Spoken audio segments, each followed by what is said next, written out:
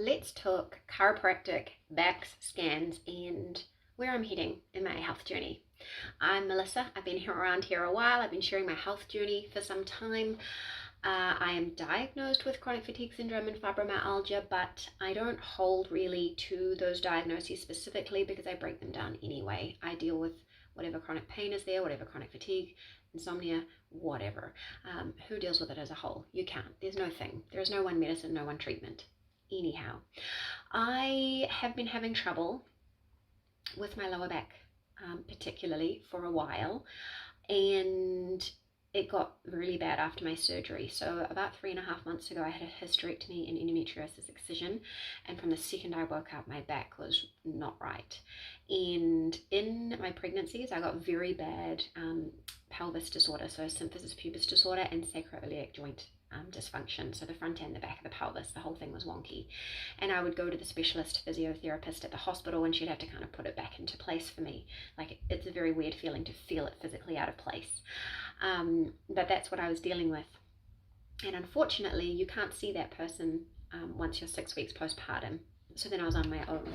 I had no one, no idea who to see or what to do. And it got to the point where I could not sit down. I couldn't sit down in a hard seat for any amount of time. And even in a comfortable seat, I could only sit for a little while. It hurt to lie down in bed. I already had to sleep with one cushion, but since the operation, I had to have 2 cushions underneath my legs. And sitting in my computer chair here, to work or do blog work, I could only sit for teeny tiny amounts of time, and it would really hurt. It was distressingly painful. And the physiotherapist was doing her best. She would do the ultrasound treatment while she had the needles in my trigger points, but it just wasn't getting me anywhere, and things weren't getting better. And I went to the doctor, and she referred me to rheumatology, and eventually heard that that's a 4 to 6 month at least wait. She referred me for x-rays, and we are kind of 8 weeks down the track, and I haven't heard about an appointment yet. And she gave me an anti-inflammatory medicine. Now, that medicine helps with my low back, but it leaves me without ibuprofen for when my neck and trigger points get bad. So that wasn't a good answer. And I found out from someone that chiropractors do x-rays as part of their intake. And chiropractors specialize in the spine and the nervous system. And I thought, well, why not do the intake process? Get the x-rays to be sure that there's no damage happening, that there's no visible arthritis or anything like that in the x-ray, and then get some advice from them, because this is their specialty. I think of myself as the project manager of my health, and I bring in expert opinion from time to time. So I did my assessment and my x-rays, and it was very interesting. So basically, because my spine has been so affected at the pelvis, and my pelvis was out of place, it's developed a bit of a curve in the lower spine. She was able to, with the first adjustment yesterday, put the pelvis back into place. And it hurt at first, but I cannot even tell you the difference it feels like to have your pelvis in place. The simple movements, like getting in and out of the car, bending down or getting up again, so much easier when your stuff is in the right place. So that's been wonderful. But she also found that I've got considerable misalignment in my neck, and a little bit in the mid-back. And in the scans they do, where they see how much energy it takes for you to just sit relaxed upright, a lot of energy. My body is burning through energy just to sit in any given position. My muscles do not get to turn off. So my poor body's working hard, and that explains a lot of fatigue as well, right? So she suggested a period of 8 weeks of twice weekly adjustments, very gentle adjustments. And now this is why I trusted her and said I will go ahead and treat. First, she noticed that my nervous system was already on edge, and there was no way she'd want to make that worse.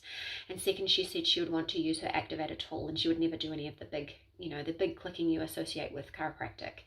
So I said, great, that sounds wonderful, we'll give it a go and see what happens. She felt like she came across as really enthusiastic, and really felt like she could help me.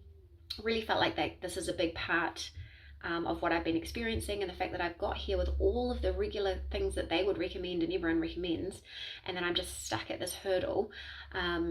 she was really excited, and I think she thought that if we could get rid of what they call subluxations or misalignments, then it would release things and my trigger points wouldn't be such a problem, because I felt like I was in like one of those little mice in the wheel going nowhere, and you're just like doing your treatments all day every day and you just don't get anywhere. So yeah, it would be cool. So of course I did some research between seeing her the first time and going back for my results appointment and agreeing to some treatment. And I see that there's some like disagreement across the medical community about whether or not there is a subluxation, but I believe misalignment makes sense. And I read about how trigger points can cause like spasms that kind of cause a little misalignment in the spine. So it does make sense there. And when it becomes misaligned, they say that it can like put pressure on the root nerves. And so that basically means that my poor nervous system will just firing all the time, all these messages. Okay, something's not right here. We're stuck. We can't work, blah, blah, blah. You know, like just constant firing messages at my nervous system. And the chiropractor said I looked a little bit hypermobile. And so she said again, that's just like more messages just bombarding my nervous system at all times. So no matter how much meditation or breath work or anything else I do, it's very hard for my body to get any rest and relax. So I went ahead and let her treat me.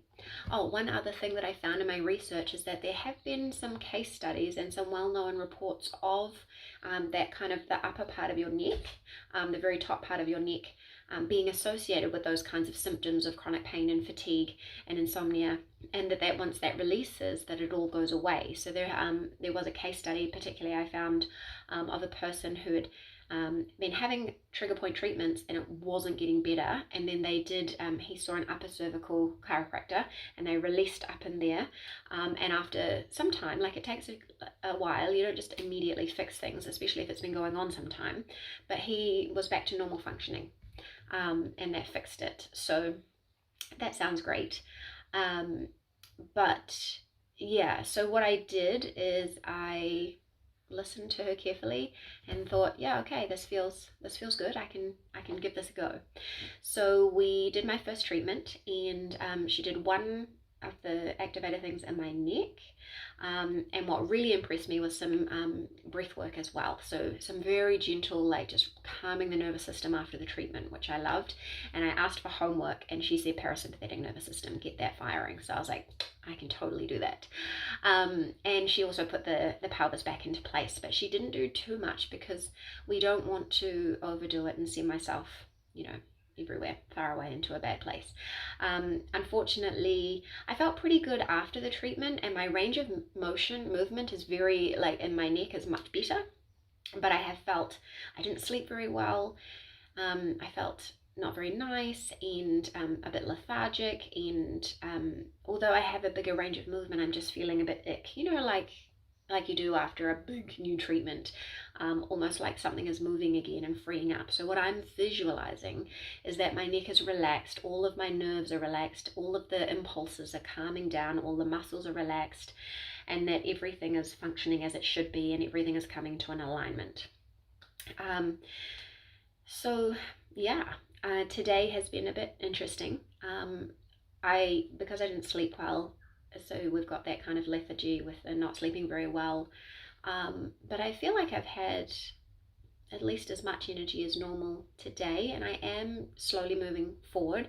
I did have a very big post-op flare, and then my family, my kids and I all had this really awful stomach flu type thing that hung around for like a month, and that really hit me with the fatigue, and so for the last 2 weeks I've been feeling like I'm coming out of it, but for some reason my sleep keeps sliding backwards. I'll get great amounts of deep sleep, and then all of a sudden I'll get some nights of not good deep sleep, and I'll tweak my little routine, which usually helps. Like I'll take more or less recovery factors, I'll take magnesium at bedtime for a couple of days, and then I'll pull back on it. I just alter those natural things just so that my body doesn't become reliant on any one thing, but still not really getting the deep sleep. But despite that, I think I'm doing really well. 3 days ago, I did about 12,000 steps in the whole day, and my goal at the moment is 7,000. Yesterday, I did more than my goal, and I was able to take a gentle walk before I went to chiropractor. Again today I took a gentle walk in the afternoon. Cut down on the actual walk. So I noticed that I had this obsession with trying to do exercise, but actually I should have been focusing on my daily capacity. And so I said to myself, don't worry about walking, just worry about daily step count. And what I started to do was just say, okay, I'm going to walk to the end of the street and back, and I'm not going to push it any further than that. So I take the dog, take one or two of the kids on the scooters, and just go to the end of the street and back. It takes about 20 minutes of really like 4-year-old pace. But it's enough to get me over the step count in addition to whatever I'm usually doing in the day chasing 4 children. It's enough to get me outside, which I love being outside. I need to make you a video about some of the healthy habits that I've been engaging in that have been really helping, but just cutting down, because the concept of exercise, especially for someone post-op, especially for someone with chronic fatigue syndrome, is such a different ball game, and you've got to be so mindful. So that's another thing, but that's where I'm at the moment. And so I've committed to twice a week until I go away for a holiday in early November for a week. So then I'll have a week off. And so what I'm going to do after that time is kind of assess. And then if it's feeling good and like I'm making progress, then I will keep going with the twice a week thing till the end of the 8 weeks. But I mean, it's like $115 for 2 sessions a week. So it's a lot of money. So yeah, it's a big investment. And so if after the 8 weeks, at least we can drop down significantly, it would be okay. But if it becomes another treadmill treatment where I have to just go every 2 weeks, I don't know. We'll have to see. We'll have to weigh up, is it worth it? Does it feel good? Does it alleviate the need for physio as often? Is it reducing how much medication I need to take? Is it reducing how many things I have to do all day, every day to manage? And is it reducing, one thing that would be wonderful is if it reduced the number of headaches and the amount of time I'm fighting with my neck. That would just be incredible. Like, yeah, you put your far-fetched goals there, like, let's get rid of fibromyalgia and chronic fatigue syndrome and sleep well, but really at this point in my life I've made so many incremental improvements. I'll just be grateful at this point to get rid of the near constant headaches and that just constant battle with my neck. Like, I have to think about my neck all day, every day. It interrupts sleep, it interferes with how I sit, how I face things, how I turn and whatever. It's just all day has to be thought about and managed, and so that would be incredible. And so I'm visualizing it, I'm kind of trying to manifest it, I'm doing everything I can in terms of neuroscience and mindfulness and engaging the parasympathetic nervous system to help that happen. So I will report back, but tell me, what is your experience with chiropractic? Have you tried it? Has it helped you? I know in some groups I've asked some questions, and some people hate it and some people love it and some people are kind of in the middle. So let me know what you think about it and I'll update you again soon. Bye.